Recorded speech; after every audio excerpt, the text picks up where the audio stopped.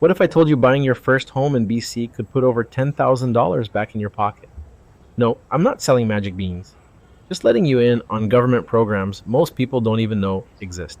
Let me share a quick story. Last year, I worked with a couple who'd been saving for years but still felt miles away from their down payment. Turns out they'd never heard of the first time home buyer incentive. Once we tapped into that, they slashed their mortgage by 5% overnight. That's the thing. These programs are like hidden cheat codes for home ownership. Okay, let's break it down. Federally, you've got the big three. The incentive I just mentioned, the government chips in up to 10% of your home's price if it's a new build. You pay it back later, but hey, it gets you in the door. Then there's the home buyer's plan. Raid your RSP for up to 35 grand tax-free for your down payment. And don't sleep on the tax credit.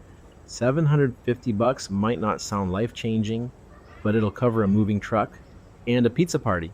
Now, BC's got its own bag of tricks. The first-time home buyers program, wave goodbye to thousands in property transfer taxes if your home's under 500 grand. Oh, and if you're renovating for accessibility, 10% back on upgrades. Even deferring property taxes is an option if you've got kids or you're 55 plus. Here's the kicker. Most folks miss the combo play. Pair the BC Home Partnership's interest-free down payment loan, when it's available, with the Greener Homes grant for energy upgrades, and suddenly you're stacking discounts like a pro.